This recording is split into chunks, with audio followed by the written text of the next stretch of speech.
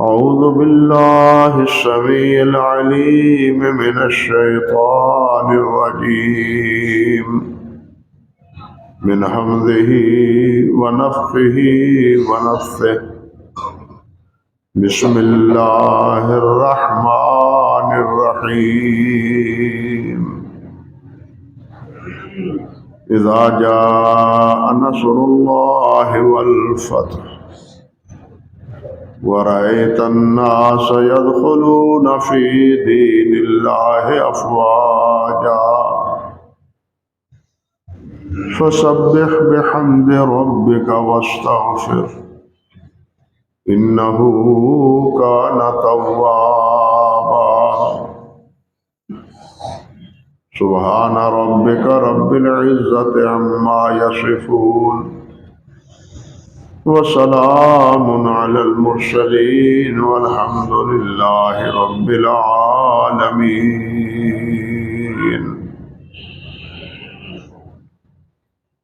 محترم معزز سامعین کرام، عزت مآب میری بہنوں اور بیٹیوں،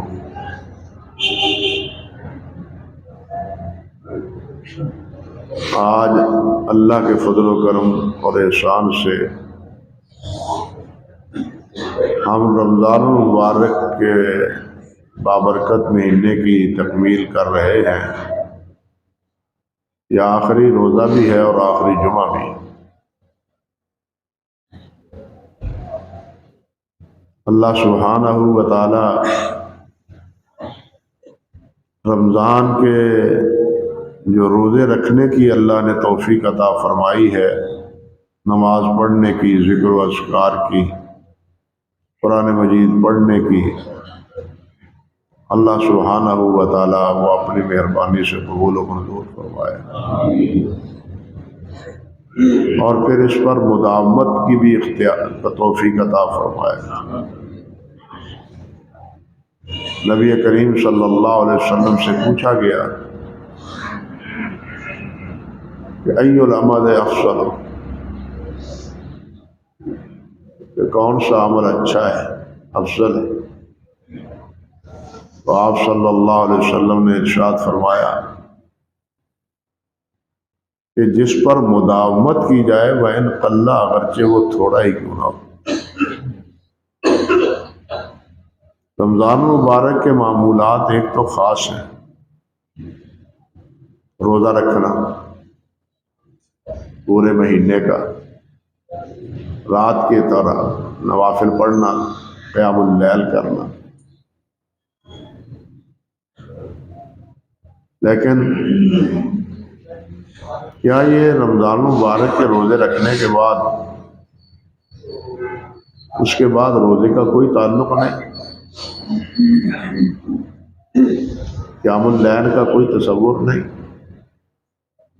قرآن مجید کی تلاوت کا کوئی اہتمام کا تصور نہیں؟ حاشا وکلا، ایسا نہیں ہے۔ یہی تو وجہ ہے کہ رمضان کے بعد متصل شوال کے اندر 6 روزے رکھنے کی ترغیب دی۔ ہر سوموار اور جمعرات کا روزہ بھی نبی علیہ السلام رکھتے تھے۔ قرآن مجید کی تلاوت تو نبی علیہ السلام جتنی کرتے تھے ہم اس کا تصور بھی نہیں کر سکتے، اور قیام اللیل یہ تو اللہ کے فضل و کرم سے ہمیں اجازت مل گئی پہلی رات پڑھنے کی، ورنہ اصل تو یہ رات کی نماز ہے جس کو ہم تہجد کی نماز کہتے ہیں، جس کو قیام اللیل کہتے ہیں۔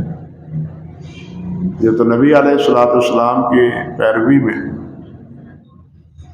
کہ آپ نے ابتدائی رات کو بھی اس کو پڑھا ہے، درمیانی رات کو بھی پڑھا ہے، اور ساری رات بھی پڑھا ہے۔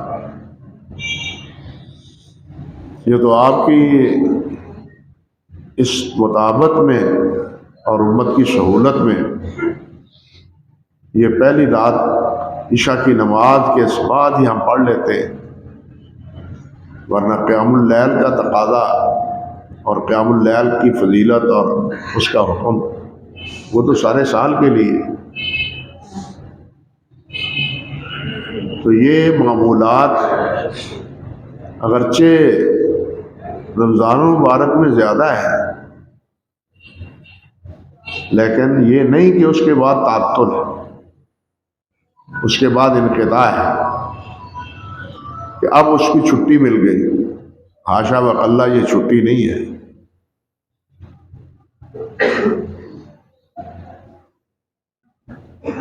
بلکہ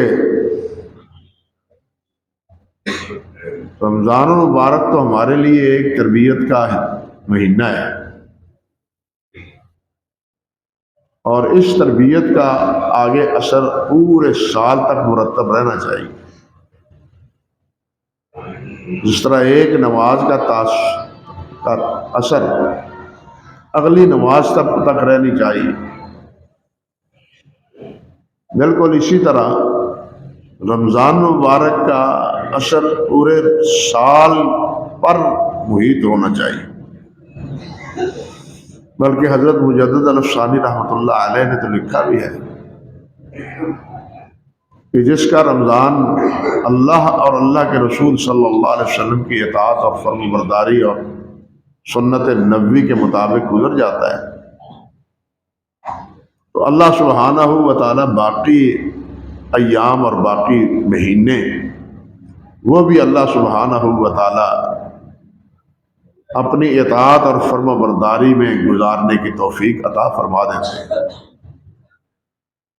اور اگر رمضان ہی ہم نے بالکل گوا دیا، لاپرواہی اختیار کی، اس سے کوئی سبق ہم نے نہ سیکھا اور اپنی طبیعتوں میں کوئی تبدیلی پیدا نہ کی، تو پھر باقی ایام میں خیر کی توقع رکھنی اوش. باقی ایام میں خیر کی توقع رکھنی اوش. یہی تو ایک موقع ہے ایک خزانہ جمع کرنے کا. جس طرح ایک مزدور مزدوری کرتا ہے اور مشکل اوقات میں وہ مزدوری پھر اپنی جمع شدہ پونجی باقی ایام میں صرف کرتا ہے، ایک بندہ مومن کو بالکل یہی طریقہ زندگی کا ہونا چاہیے کہ رمضان المبارک میں جو پونجی جمع کی ہے، جو لاگ لگی ہے، یہ لاگ مسلسل لگے رہنی چاہیے، اور اس کو پورے سال میں غفلت سے نہیں بلکہ اعمال کے اہتمام کے ساتھ گزارنے کی کوشش کرنی چاہیے. رمضان میں ہم روزہ رکھیں، اللہ اکبر کبیرہ، ہمیں حلال کھانے کی بھی حرام اجازت نہیں. پانی نہیں پی سکتے، روزہ نہیں، روٹی نہیں کھا سکتے. حلال طیب رزق ہے، سامنے پڑا ہے، نہیں اجازت. ہم پرہیز کرتے ہیں، ہم اس کا پرہیز کرتے ہیں. لیکن اگر 11 مہینے میں حرام ہی کھانا شروع کر دیں تو پھر بتلائیے اس 10 مہینے میں حلال کھانے کا کیا ثمرہ نکلے. سوچیے ذرا بھائی، حرام تو ہر حال میں حرام ہے. رمضان میں تو حلال جو ہے اس کی ممانت، حرام کی تو ممانت ہمیشہ کے لیے. اور رمضان میں حلال کی ممانت، روزہ رکھا ہے تو کھانا نہیں ہے، پینا نہیں ہے، ازدواجی تعلق نہیں ہے، غیبت نہیں ہے، کسی کے ساتھ لڑنا جھگڑنا نہیں ہے. آپ سن چکے ہیں رمضان کے خطبات، بلکہ فرمایا آپ نے کہ اگر تم کے ساتھ کوئی نالائکی پر اتر ہی آئے تو کہو بھائی میں نے نہیں لڑنا، میں نے روزہ رکھا ہوں. صبر کا مظاہرہ کرنا ہے.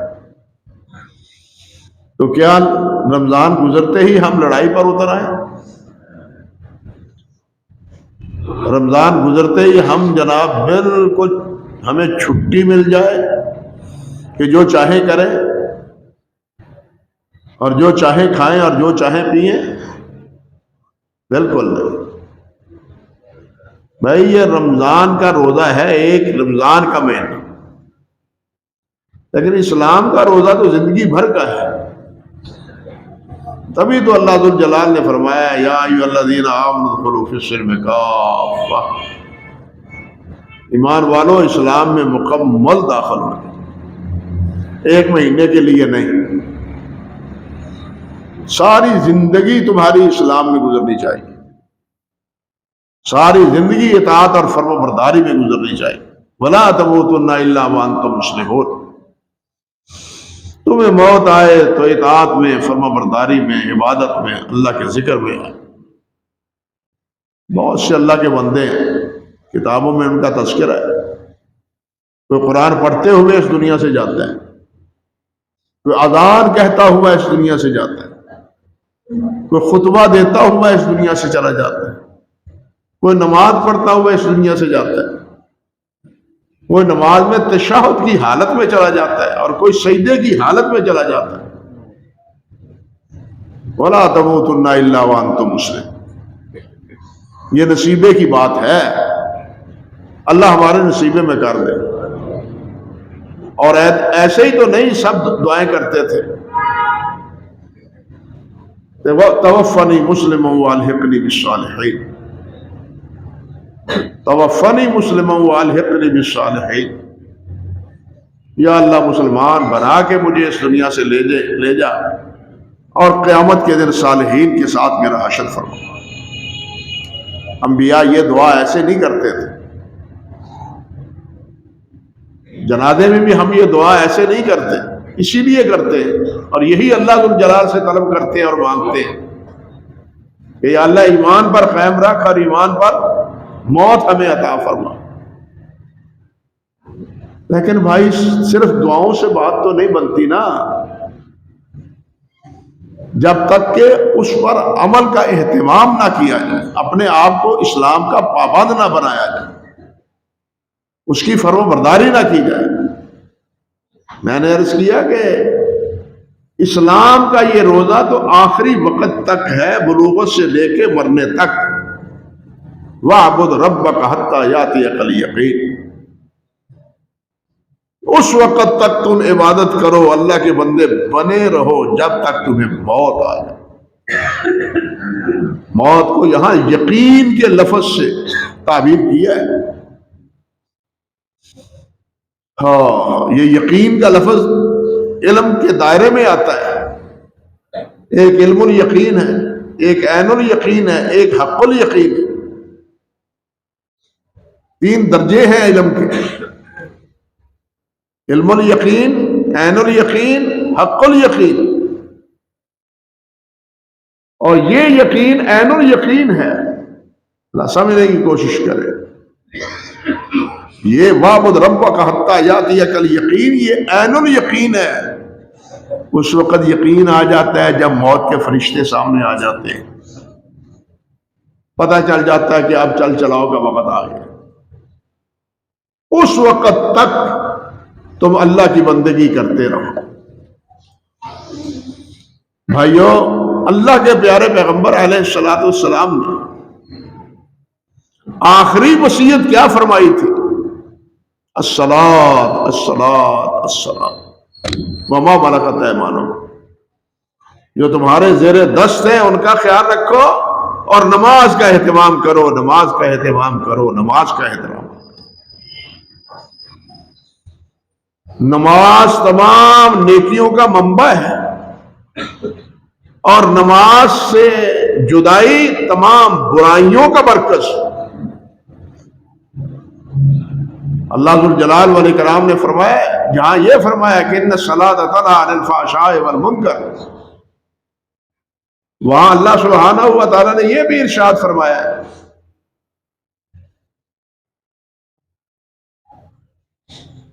کہ میرے نبیوں کے بعد میں آنے والے، بعد میں ان کے وارث بننے والے اضاعوا الصلاۃ واتبعوا الشہوات فخلف من بعدهم خلف اضاعوا الصلاۃ واتبعوا الشہوات، انہوں نے نمازیں ضائع کر دی، نتیجہ کیا نکلا؟ شہوات کے، خواہشات کے، ہوا پرستی کے غلام بن کے رہ گئے۔ نماز غلام اللہ کا بناتی ہے، نماز بندہ اللہ کا بناتی ہے، لیکن جب نماز نہ ہوئی، نہ اللہ کا بندہ رہا، پھر شیطان کا بندہ بن کے رہ گیا۔ ورنہ جب نماز ہے صحیح معنی میں تو ان الصلاۃ تنہی عن الفحشاء والمنکر۔ میں کہا کرتا ہوں، عموماً کہا کرتا ہوں، تو میرے بھائی سوچے ذرا، ایک مسلمان کی زندگی غیر مسلم دار کی زندگی سے میں فرق ہونا چاہیے،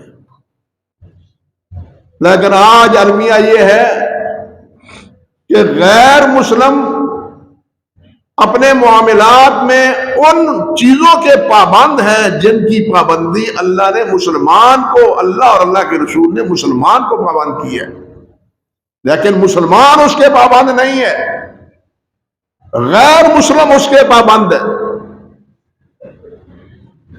ان کے کاروبار میں جھوٹ نہیں ہے، ان کے کاروبار میں ملاوٹ نہیں ہے، ان کے کاروبار میں دغا نہیں ہے، ان کے کاروبار میں فریب نہیں ہے۔ ہمارے کاروبار میں سب کچھ ہے، ہم مسلمان ہیں، وہ غیر مسلم ہو کے یہ سب کچھ نہیں کرتے۔ پھر کیا فرق ہوا مسلمان اور غیر مسلم؟ حالانکہ مسلمان، آپ اپنی تاریخ کو پڑھیں، یہ دین پھیلا ہے تو مسلمانوں کے عمل و کردار کو دیکھ کے پھیلا ہے، تلوار سے نہیں پھیلا۔ دین مسلمانوں کے عمل و کردار سے کو دیکھ کے پھیلا ہے۔ اللہ اکبر کبیرہ۔ مدینہ فتح ہوا ہے تو اسی عمل و کردار اور تعلیم کے نتیجے میں فتح ہوا ہے۔ نبی علیہ السلام تو مکہ مکرمہ میں تھا،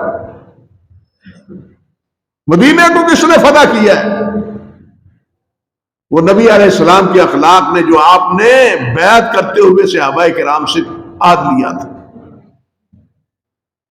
اس لیے بھائیوں، ایک مسلمان اور غیر مسلم کی زندگی میں فرق ہونا چاہیے، اگر نہیں ہے تو پھر ہمیں اپنے اسلام کی فکر کرنی چاہیے۔ اسی طرح ایک نمازی میں اور بے نمازی میں فرق ہونا چاہیے، اسی طرح ایک صائم میں اور غیر صائم میں، روزے دار اور روزہ رکھنے والے اور روزہ نہ رکھنے والے کی زندگی میں فرق ہونا چاہیے۔ اگر کوئی امتیاز نہیں ہے، برابری ہے، تو پھر روزے کا کوئی فائدہ نہیں، نماز کا کوئی فائدہ نہیں۔ اللہ سبحانہ و تعالیٰ یہ فکر ہمیں ہمارے اندر پیدا کر۔ عرض کر رہا تھا کہ یہ مطلب نہیں ہے کہ اب ہم قیام اللیل سے بھی چھٹی، تلاوت سے بھی چھٹی، روزے رکھنے سے بھی چھٹی، نہیں، روزے رکھیں، اللہ توفیق عطا فرمائے، نفلی روزے رکھیں، عذر ہے علیحدہ مسئلہ ہے، لیکن اللہ توفیق دے تو روزے رکھیں، یہ خوب بنی رہنی چاہیے۔ تبھی تو 6 شوال کے روزے کی ترغیب دی ہے نبی علیہ السلام نے، اور یہ بھی فرمایا کہ یہ 6 روزے رکھ لو تو ایسے ہے جیسے کہ تم نے پورے سال کے روزے رکھ لیے۔ نیکی نیکی کو جنم دیتی ہے، جھوٹ جھوٹ کو جنم دیتا ہے۔ آپ خود کہتے ہیں کہ ایک جھوٹ چھپانے کے لیے 100 جھوٹ بولنے پڑتے ہیں۔ برائی برائی کو جنم دیتی ہے۔ اگر ہماری نیکی کے بعد کوئی نیکی ہے تو پہلی نیکی قبولیت کی ایک علامت ہے، اگر نیکی کے بعد برائی ہے تو سمجھ لیجیے اس نیکی نے ہمیں کوئی فائدہ نہیں دیا۔ اس لیے بھائیوں، بدلو، اپنے آپ کو بدلو، تبدیلی پیدا کرو، انقلاب پیدا کرو۔ مسلمان غیر مسلمان کی زندگی میں فرق ہونا چاہیے، اس کی زندگی میں دھوکہ نہیں ہونا چاہیے۔ نبی علیہ السلام نے جب یہ بات فرمائی ہے، اللہ اکبر کبیرہ، لا یؤمن احدکم حتی یحب لاخیہ ما یحب لنفسہ، المسلم من سلم المسلمون من لسانہ ویدہ۔ تو ہم کیسے مسلمان ہیں؟ آپ نے فرمایا مسلمان وہ ہے جس کے ہاتھ سے اور جس کی زبان سے دوسرا مسلمان بھائی محفوظ رہے، لیکن ہمارے ہاتھ سے دوسرا مسلمان بھائی نہ محفوظ ہے نہ ہماری زبانوں سے محفوظ۔ نبی علیہ السلام نے فرمایا خیرکم تم میں سے بہتر وہ ہے جو دوسروں کے لیے خیر کرتا ہے، بھلائی کرتا ہے۔ الرحمن الراحمون یرحمہم الرحمن، فرمایا ایک دوسرے کے ساتھ رحم کا معاملہ کرو، سختی کا معاملہ نہ کرو، تشدد کا معاملہ نہ کرو۔ الراحمون رحم کرنے والے، یرحمہم الرحمن رحمان تم پر رحم کرے۔ یہ ہے اسلام، یہ ہے دین۔ ہم نے اپنی زندگی میں رحم کو کتنا پایا ہے، اور اللہ الرحمن الرحیم ہے، ہمارا رسول رحمت للعالمین ہے، لیکن پھر بھی ہمیں سبق نہیں آتے۔ اللہ ذو الجلال والاکرام نے جو آپ کو اسوہ حسنہ بنایا ہے، تو وہ اسوہ حسنہ نماز روزے میں تو نہیں ہے صرف، وہ تو آپ کی ساری زندگی میں ہے، ساری حیات میں ہے، اور آپ کی ساری زندگی رحمت اور شفقت سے بھری ہوئی ہے۔ عزیز علیہ ما عنتم حریص علیکم بالمؤمنین رؤوف رحیم۔ اللہ نے آپ کے اوصاف یہ بیان فرمائے ہیں رب العرش العظیم نے۔ ہمارے اندر رحم کتنا ہے۔ اللہ اکبر، فرمایا ارحموا من فی الارض یرحمکم من فی السماء، زمین والوں پر رحم کرو، آسمان والا تمہارے اوپر رحم کرے گا۔ اور یہ رحم انسانوں کے ساتھ ہی نہیں، حیوانوں کے ساتھ بھی اللہ ذو الجلال نے اس کا اور اللہ کے رسول نے اس کو لازم قرار دیا۔ ہمارے دلوں میں تو رحم ہے ہی نہیں، ہمارے دلوں میں تو انتقام ہے، مخاصمت ہے، جھگڑا ہے، لڑائی ہے۔ اللہ کے لیے چھوڑ دو یہ جھگڑے آپس میں، بھائی بھائی بن جاؤ۔ اللہ نے خود تمہیں فرمایا انما المسلمون اخوہ انما المؤمنون اخوہ، مومن بھائی بھائی ہے، اور نہ ہی کوئی رشتہ ہو۔ یہ جو ہر خطبے میں آپ آیت پڑھتے تھے، یا ایھا الناس اتقوا ربکم الذی خلقکم من نفس واحدہ وخلق منها زوجها وبث منہما رجالا کثیرا ونساء واتقوا اللہ الذی تساءلون بہ والارحام۔ یہ کس لیے پڑھتے تھے؟ اس لیے پڑھتے تھے یاد دہانی کروائی جائے کہ تمہارا باہم آپس میں اور کوئی رشتہ نہیں۔ یہ تو دیکھ لو تمہارا باپ اور ماں ایک ہے، آدم اور حوا، یہ تو دیکھ لو تمہارا دونوں کا سب کا بھائی ایک، باپ ایک ہے، ماں ایک ہے۔ اس ناطے کو تو نہ توڑو۔ اللہ ذو الجلال کے پیارے پیغمبر ہر خطبے میں اکثر یہ آیات تلاوت فرماتے تھے، لیکن ہمیں سمجھ نہیں آتی۔ ہم تو جوڑنے کی کوشش نہیں کرتے، توڑنے کی کوشش کرتے۔ ہم محبتوں کی بات نہیں کرتے، ہم مخاصمتوں کی بات کرتے۔ اللہ کے لیے یہ جھگڑے چھوڑ دو، اختلافات ختم کر دو، اور نبی مکرم کی باتیں سچی ہیں یا نہیں، ہمارا کیا ایمان ہے؟ اللہ کے نبی کی باتیں ساری سچی ہیں، اور اللہ ذو الجلال کو سچ کے پیارے پیغمبر کو تو جنہوں نے نہیں مانا انہوں نے بھی سچا کہا۔ ہم مسلمان ہیں، ماننے والے ہیں، لا الہ الا اللہ محمد رسول اللہ پڑھنے والے ہیں، ہم سچا مانتے ہیں آپ کو، لیکن عملاً کیا صورت ہے؟ آپ نے فرمایا جو آدمی کسی سے اپنا حق لینا ہے اور وہ سمجھتا ہے کہ میں حق پر ہوں، جھگڑا کرنے والا جھگڑا چھوڑتا نہیں، یہ اپنا حق اللہ کی رضا کے لیے، اللہ کی رضا کے لیے درگزر کر لیتا ہے، تو اللہ سبحانہ و تعالیٰ کی اعانت اور اللہ کی مدد اس کے سامنے حال ہو جاتی ہے۔ مگر ہم کہتے ہیں کہ جب تک گلے میں گوٹھا دے کے ان کو وصول نہ کر لئیے انہاں چی کہ جناب سانوں بھی چین نہیں ہوگا. اللہ کی مدد بہتر ہے یا وہ چند ٹکے بہتر ہے؟ سوچ لیں. وہ چند ٹکے پہلے اگر تھے وہ بھی تو اللہ کی رحمت اور اللہ کی عطا کے نتیجے میں تھے. اللہ نہ دیتا تو وہ ہمارے پاس نہ ہوتے، وہ ہمارے پاس نہ ہوتے. تو بھائی بات تو کچھ اور کرنی چاہتا تھا، سچی بات ہے، ذہن میں باتیں کچھ اور تھی، لیکن ایسے ہی بات نکلی تو پھیلتی چلی گئی. عرض کرنے کا مقصد یہ ہے کہ رمضان کے اثرات ہماری طبیعت میں محفوظ رہنے چاہیے. ہمیں اپنا اللہ کا بندہ بنے رہنا چاہیے، شیطان کا بندہ نہیں بننا چاہیے. ہمیں اللہ کا بندہ عبد بننا چاہیے. عبد سمجھتے ہیں کس کو کہتے ہیں؟ عبد کہتے ہیں غلام کو. غلام کا اپنا کچھ ہوتا ہے؟ سوچئے ذرا، غلام کا اپنا کچھ ہوتا ہے؟ غلام کا جو کچھ ہوتا ہے وہ مالک کا ہوتا ہے. مالک جو دے قبول کرے، مالک نہ دے تب بھی راضی. مالک کرے دے نہ دے تب بھی راضی، دے تب بھی راضی. غلام کا کام تو یہ ہے. اور نبی کریم صلی اللہ علیہ وسلم نے سب سے بڑھ کے اپنی عبدیت کا اظہار اور اقرار کروایا ہے. اور ہر مسلمان کے لیے اسلام لانا زبان سے، ایمان کس کو کہتے ہیں آپ بتلائیں، سوچیں. ایمان کی کیا تعریف ہے؟ اقرار باللسان، تصدیق بالقلب، عمل بالجوارح، یہ ایمان ہے.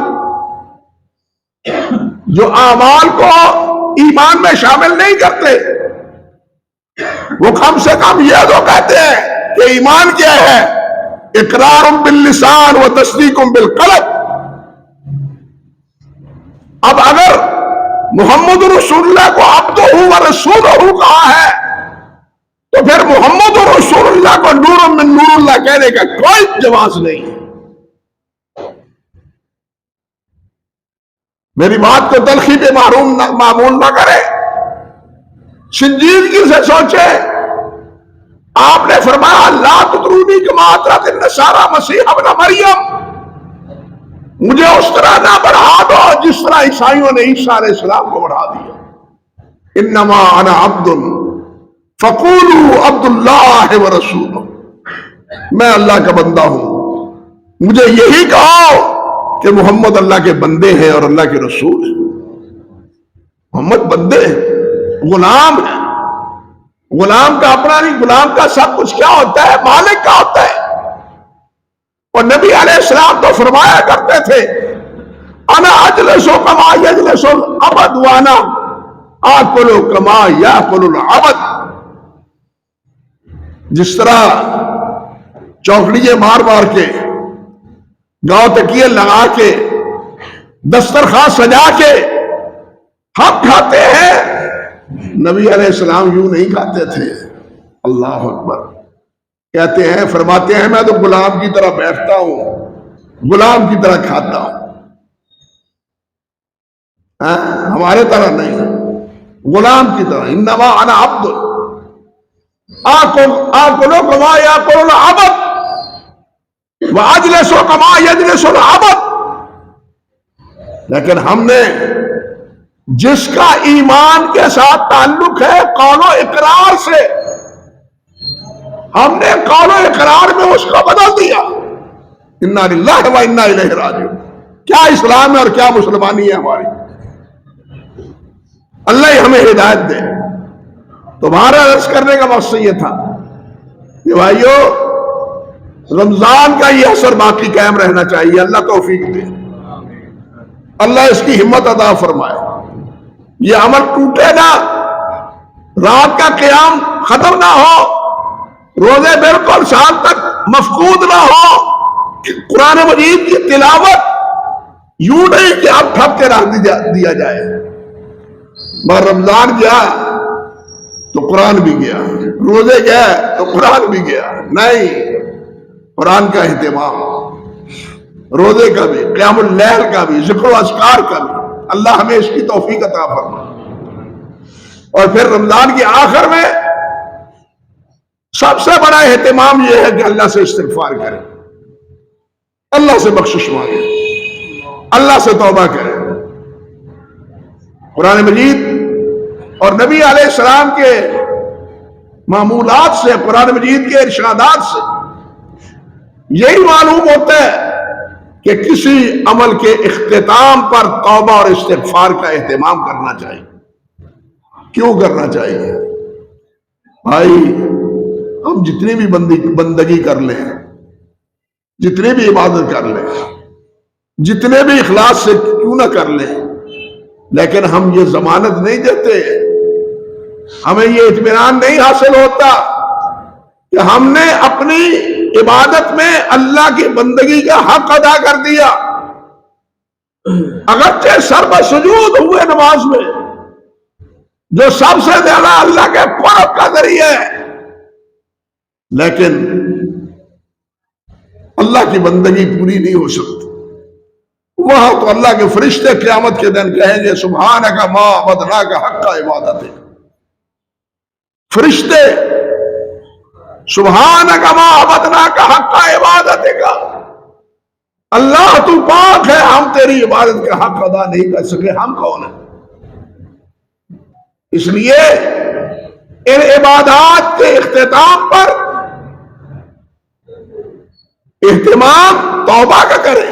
آپ نماز پڑھتے ہیں، سلام پھیرتے ہیں، کیا کہتے ہیں؟ اللہ اکبر، استغفر اللہ، استغفر اللہ، استغفر اللہ۔ یہی حقیقت ہے کہ ہم اللہ کی بندگی کا محقق کر نہیں سکے۔ اس میں جو کبھی کوتاہی رہ گئی ہے اس کی معافی کے خاص دار ہے، اللہ معاف فرما دے، اور جیسی کیسی ہے اس کو اللہ اپنی مہربانی سے قبول فرما لے۔ اللہ ذو جلال نے سورۃ الذاریات میں فرمایا ہے اپنے بندوں کے بارے، متقین کے بارے، اللہ فرماتے ہیں ان المتقین فی جنات و عیون، یہ متقین اللہ سے ڈرنے والے اطاعت گزار یہ جنتوں میں ہوں گے، چشموں میں ہوں گے، آخذین ما آتاہم ربہم، وہ اپنے رب سے اللہ کے انعامات وصول کرنے والے ہوں گے۔ اللہ اکبر، آخذین ما آتاہم ربہم، اللہ دینے والا ہوگا، یہ لینے والے ہوں گے۔ انہم کانوا قبل ذالک محسنین، اس لیے کہ یہ اس سے پہلے بہت نیک اور فرمانبردار تھے۔ کانوا قلیلا من اللیل ما یہجعون، یہ راتوں کو بہت کم سوتے تھے۔ وبالاسحار ہم یستغفرون، جب پچھلا وقت آتا تھا تو اللہ سے بخشش طلب کرتے تھے۔ رات کو اکثر حصہ عبادت میں گزرا، آخری وقت آیا تو استغفار شروع کر دی۔ یہ جو سورت پڑھی ہے اذا جاء نصر اللہ والفتح ورأیت الناس يدخلون فی دین اللہ افواجا فسبح بحمد ربک واستغفر، یہ آخری صورت ہے جو اللہ ذوالجلال نے اپنے پیارے پیغمبر پر نازل کی، اور یہ نازل بھی ہوئی ہے حجۃ الوداع کے دور وقت میں۔ منا کے خطبے میں آپ نے یہ سورت تلاوت فرمائی۔ ابن عباس فرماتے ہیں کہ اس کے بعد کوئی مکمل سورت اللہ نے نازل نہیں کی، اور اس میں کیا بشارت ہے؟ اذا جاء نصر اللہ والفتح، اللہ کی مدد آ گئی، مکہ فتح ہو گیا، ارد گرد کے قبائل بھی دارہ اسلام میں شامل ہو گئے اللہ کی مدد کے ساتھ۔